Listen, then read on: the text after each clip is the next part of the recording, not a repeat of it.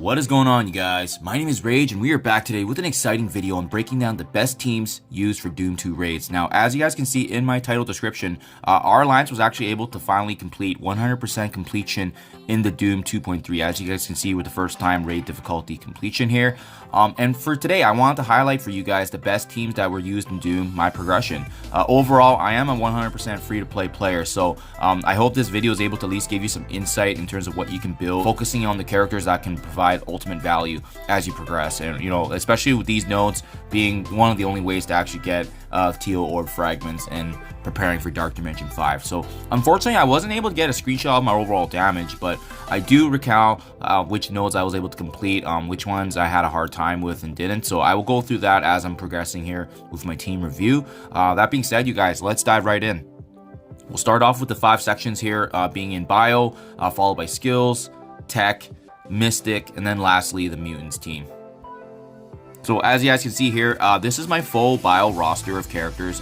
It's mainly consisting of the symbiotes as well as the web warriors. Now, I know there's been a lot of controversy in terms of which ones to build. Players have decided to stick with symbiotes or to actually invest in the web warriors. And what I have been able to now confirm through multiple experiments and just maximizing value is that a 550k web warriors total team power is what I used, and that rivals a 750 to 800k. So what you're gonna get from the web warriors is better value. You don't have to invest in them as high. As you guys can see, most of my symbiotes are actually higher or have a higher red star than the web warriors that you see here, and they were able to push through, and generally I can get the entire section done in 3 or 4 attempts depending on the RNG. So let me just show you guys each character so you can see their respective upgrades overall and T4. So Miles Morales, I didn't need anything with him. He just does a really good job with the speed meter reduction and disruption. Next we have Spider-Man, Peter Parker.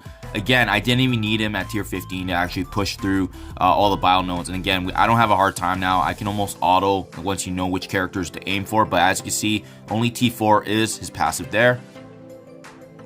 Next, we have Ghost Spider, in my opinion, the most important piece of the 5 character mixture here. And with her, she is the one that I invested heavily in terms of the T4 upgrades. Basic, her ultimate that spreads negative conditions, her passive is very powerful. This is the one that you want to focus on because she's going to be providing the ultimate team playing aspect of it. Spider-Punk, really noted for his trauma, right? As you can see, I got the T4s on both his special and his passive. And then last but not least, in my opinion, I think Scarlet Spider is the second most important character on this team. So you want to build him as high as you can. Unfortunately, he's just not farmable in the game, but just ensure that the passive here is actually T4 because he provides benefits to his team and the buffs, right? So in my opinion, web warriors, if you guys have gotten this video earlier, try to build them up before the symbiotes because you'll be saving a lot of investment. And as well, they are going to be a team that are in fact going to be used for the first legendary horseman event in the Scourge event. So they're going to be viable, and I would highly recommend building them, especially since you can see here again they're under leveled, but they still are able to push through the ultimate stage here of Doom 2.3 for the raids. Next up, we have the skill roster here, and no-brainer, Kestro, bring her up as high as you can. As you can see, I didn't need to even level her to the tiers level 16. I am going to do that for Dark Dimension 5 for sure, but the reason I haven't upgraded her is because I'm going to focus on the city characters I need first, but before I need her, obviously, in the Cosmic Node. So you can see everything's upgraded for her. Definitely one of the most pivotal pieces because she can be used in both skill and the tech nodes. Next, we have Captain America Sam here with the rest of his Secret Avengers, right? So for them, I can't highlight this enough. They're a very powerful team. They're built for raids. They're future-proof in that aspect. And because of that, he's going to provide a lot of support, protection. As you can see, I didn't hesitate to upgrade any of his abilities. He's going to be treated as the same as Kestro. They're very, very strong characters, and they're going to be the backbone of the team. We got Sharon Carter here providing ability block and stuns, and as well her basic being able to have that turn meter reduction is absolutely pivotal to prevent characters such as Doctor Doom from using their abilities, and as well as being ability blocked, right? We have, lastly, the final piece here being Maria Hill, rounding that Secret Avengers team. And you can see T4 on both her ultimate and her passive is nice. She's going to be providing the healing and sustain, so that definitely want to work on improving her if you can. And lastly, the Dark Horse that came into this fold later on, but now he's become a very pivotal piece in Doom raids. It's Shang-Chi here. As you can see, treat him the same as Captain America Sam and Kestro, level him up as high as you can. he is in fact going to be coming into Dark Dimension 5 with me as well. So that's why I didn't spare no expense here. Definitely bring him up. He's one of the best characters in the game right now, and the best thing is he's available in the Blitz store. Not available directly yet, but through the orbs you can get him and you can build him up, and that's what I'm hoping to do here. So total team power is 800k, you guys. It's a very powerful team that I have, and even with 800k, there are some instances where the RNG does not fall in my favor. So, but with this roster and team, I am able to get through all 3 nodes, as same with my Web Warriors getting all 3. So this is definitely my go-to. I love going through the bio nodes and skill because with these teams, I don't find any issue whatsoever. Next up is tech, and this is the one that's interesting because there's a lot of powerful characters that we can utilize, but there just isn't a perfect RNG that we can ensure that there's a continual success here. So sometimes I can get through a lot of nodes, you know, be able to get to the final boss node, and then other times I just have a hard time wiping in the first node. So we already discussed about Kestrel. Don't hesitate to invest in her. She's going to be utilized in both skill and tech nodes, so very, very pivotal to ensure that you have her on the team.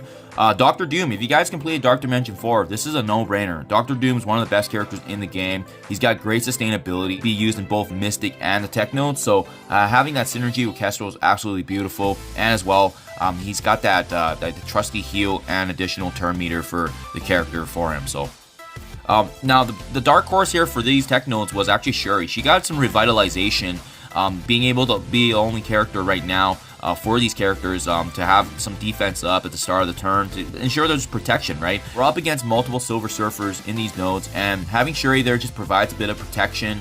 But again, I feel like her kit does need to be reworked a bit because statistically, she's still very squishy, even with her brought up as high as she is. So unfortunately, this is the best we got right now, but she's got a heal, she's got defense up that I like to utilize. Now, I also brought some additional sustain in Minerva.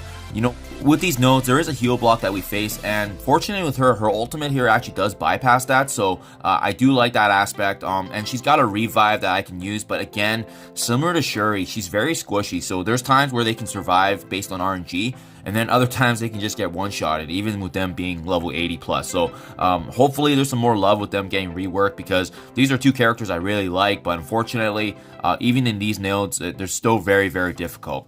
And that leaves me for my 5th piece now, and this is where it's kind of in the open, right? It's up to you guys. So there's times where I've used Nebula because I like the fact that she has an internal revive. She's already likely built up because a lot of players have built up the Infinity Watch.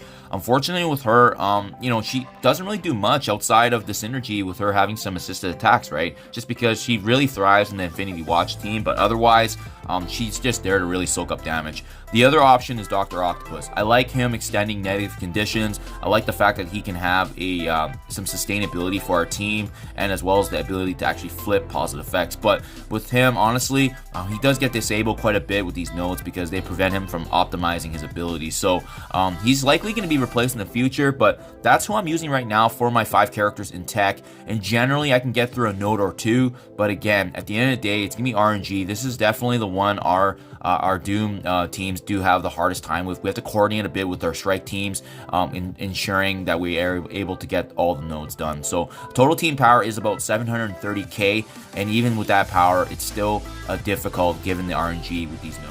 Now we have here the Mystic nodes, and generally, in my opinion, I think this is actually hands down either the easiest or second easiest next to the bio nodes now, because of the fact that we have such a great arsenal of Mystic characters. So I'm going to start off with the 2 obvious ones here because they are absolutely broken in the game right now, and that's going to be Icarus and Cersei. As you can see, given the low star level, I didn't hesitate to actually boost them up as high as I can, but very, very strong, you guys. I'm likely bringing them up into Dark Dimension 5 based on my materials, but just the fact that they have so much damage, flipping positives, and they work in tandem with each other, I can say this exact same about Cersei, right? She's going to be providing the energy to Icarus to flip those conditions, and both their abilities actually reduce turn meter too, and that makes them so pivotal for these nodes. Having these 2 characters alone already increase your overall success rate, and that's just given how powerful they are. Next up, I also utilized Deathpool here with her fellow New Warriors team. So as you can see, she's going to be granting energy replenishment to the team, especially if they're considered that mystic character. As well with her, I like the fact that she has that one-shot ultimate ability here where you build it up. And generally, the mystic nodes, I like to build that up to save that attack for Dr. Doom in the boss node. So that's very pivotal. You just got to keep that in mind when you're going through it to save that up. But otherwise, a very strong character. She spreads negative conditions as well. Just a really good kit overall.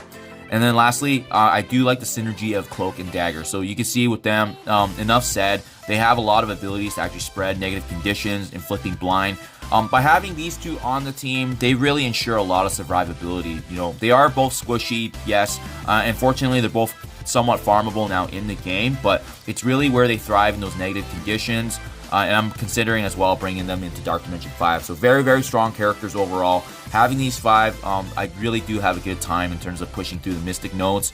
Otherwise, I do switch them in tandem. Maybe I want to switch things up if there's a cooldown reduction or I'm waiting on a turn, then I do opt to sometimes use Dr. Doom as well. Dr. Doom, you know, again, utilized in the tech nodes. A very powerful character, great kit. But just the fact that he has a heal and as well, he can actually synergize and get energy back from Deathpool as well. That's really beautiful there. So that, you know, overall team power when I use this team is about 700k.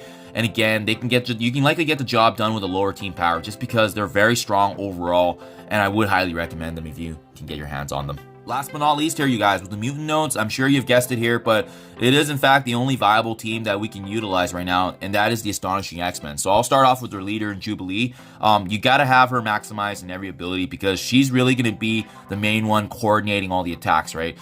In terms of technicality, I would say the mutant nodes are definitely the most technical in terms of ensuring you hit the right characters, such as Greg's, the multiple mans, ensuring the turn meter is up there, so that way your characters will get their turn meter, increased, and that way they get their turns attacking before the enemies do, and that all starts with Mallrat passive, right? So that's why you have to ensure that this is going to be maximized to the utmost. Otherwise, she's going to be the strong core of the team, ensuring that she has blinds, and as well, she has a stun to actually have crowd control. Next up, we have Beast providing cleanses, and as you can see, only the T4 on is special. That's all you really need, but really for him, he's providing buffs, he's giving energy, cleansing conditions, just an absolute beautiful character in terms of being able to provide that support for the rest of the roster and Astonishing X-Men. Bishop, definitely hands down the damage dealer of the team. You know, you got to make sure you maximize his ultimate ability, his passive as well. And when he has those charges, he just does so much damage, and as well, he also gives buffs to Jubilee. So that's why you have to make sure he's leveled up. I would say him and Jubilee are probably the two most important characters on this team to ensure that you're having success. And then lastly, that combination of Iceman and Kitty Pryde, they're going to be working in tandem with each other, having support, but as well being able to have that slow to reduce the damage overall from the enemies. And as well, Kitty Pryde having the sustainability in terms of giving us evasion, you know, having disruption, and as well the offense down to ensure that our team, you know, gets that damage mitigation. Overall, my team right now is 650k, and that helped me push through a node and a half to 2 nodes. But generally, I found that players have had their team from 700 to 750, and that's where you're going to find a little bit more success.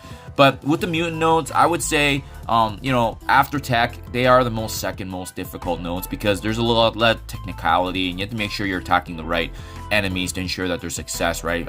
If an enemy goes down before it's supposed to, that's where it can get tricky at times, and we are dealing with a couple of powerful Silver Surfers in the nodes too. So there you guys have it. And just for reference as well, if you're curious, my total collection power is 10.5 million. Again, free to play, but these are the teams that were able to push me through, and ultimately with my alliance, we were able to get through the 100% completion. So there you guys have it. That's for reference. The best teams that you should focus on early if you can get your hands on them for the time being. Thank you as always, you guys. Do appreciate you checking my videos, and I'll see you guys in the next one.